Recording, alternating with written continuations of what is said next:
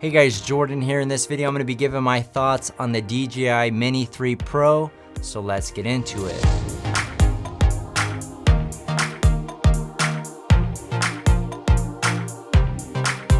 All right, so let's just dive over here to the computer right here.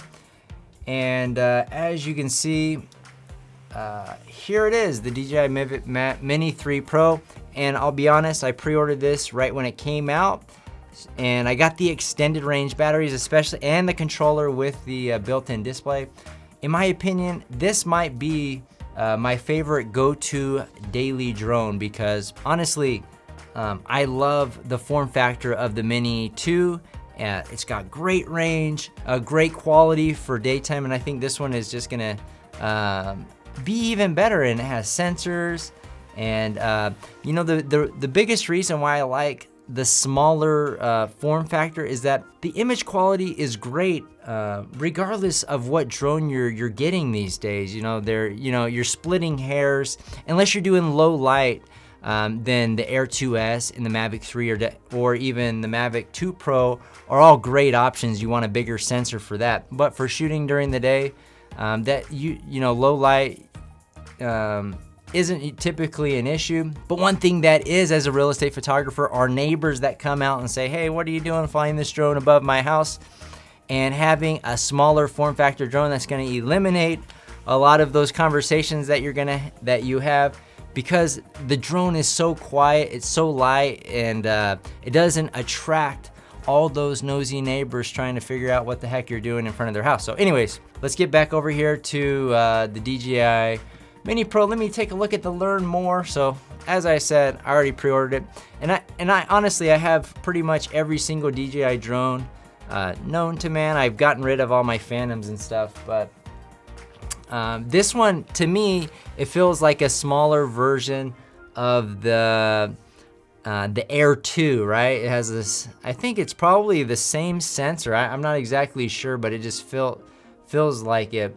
The vertical shooting thing is cool, it's new, but I don't think it's anything that we would really use in real estate photography. I like the extended batteries that are, yeah. It's got a f1.7 lens, it looks like, so we'll see how it does low light. I'll be doing some comparison videos, so make sure to subscribe to my channel if you want to see those. So with most of the DJI drones, when you charge up the batteries, you have them sitting around, they tend to deplete their batteries over time if you're not using them. But with the Minis, I've noticed that you could have them in their case for a long time and you're not getting that same battery charge degradation that you get with the other ones. Anyway, that's kind of a random side thought, but 47 minutes. And I will say I believe it because when I've tested the Mini 2, the battery life is pretty close to what they mentioned. Now, some of the other drones, not as close. You know, if you had a bunch of footage between a lot of these, and maybe I'll make a video. If you guys want to see a video on a comparison of a bunch of different footage from all the drones, since I have pretty much all of them, I can do videos without letting you know which one is which, and you can pick out which. Maybe that's a great video idea I'm thinking about. So anyways, we got the, what is this? Pro, and we mean it. It's got a, it's still a pretty small sensor. But to be fair, it doesn't really matter. 1080, 120 FPS, 48 megapixels, and that's why I think the sensor's probably the same as the Air 2 because it's got the 48 megapixel as well. Yeah, the obstacle avoidance was always something, you know, I never really recommended too hard the Mini to a new beginner because it doesn't have the obstacle avoidance. And when I first started, I had my Phantoms flew into trees by themselves, right? Sometimes, so we'll see how this performs. You know, the one thing I don't like that DJI does is they have these technologies of tracking and whatnot, and it is easily implemented on drones.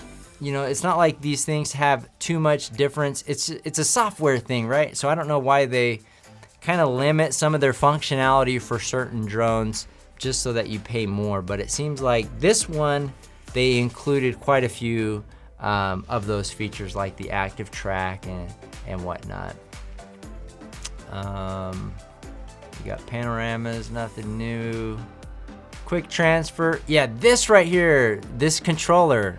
I hate the controller that comes with the drones now. I never use those ones. I use the smart controller, the RC Pro, and now I will have this controller. So, and this is finally one that's affordable to pretty much everybody. It wasn't that much of an increase in price. I think somewhere around $200.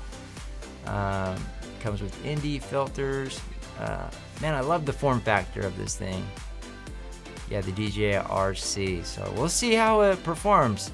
Super, I mean, not super cheap, but you know, for what you get, I think this might be, you know, a great option for many, you know, people out there. I remember when I started with the Phantom 3s, I had to lug around like 20 batteries, and I would have to set a timer because it didn't tell us how long they would last, and I would say 6 minutes. But man, I can't believe we're coming this far along. 47 minutes or 48, whatever it says, for such a cheap price. Anyways, so I'm excited for this. So I'll be testing it. If you want to see those tests or want me to do something specific, leave them in the comment section below. I definitely take those into consideration. If you got value out of this video, hit the like button. And if you like real estate photography, subscribe to my channel as I consistently put out content just like this. And as always, thanks for watching. We'll see you guys on the next one.